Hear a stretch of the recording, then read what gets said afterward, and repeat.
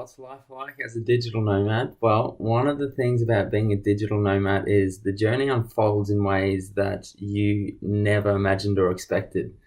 So, sure, you can use this cliche for everyday life as well. The only difference is the security of a home base, right? Because you don't really have one. So, we as digital nomads are missing that basic human need, security.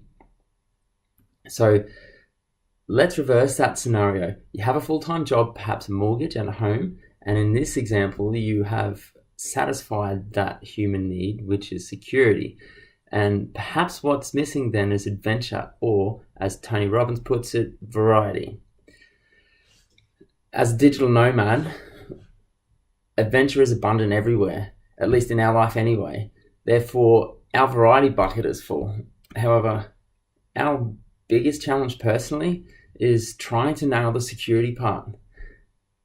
When you look at the pictures we post and the videos, it can portray like there's endless fun, but really behind the scenes, we are both working tirelessly to secure our future, just the same as anyone else would back home, right? The only thing is we're doing it in a different place. So I guess that we have these things in common. Someone as a digital nomad versus someone not a digital nomad. Anyway, so my final thought is this.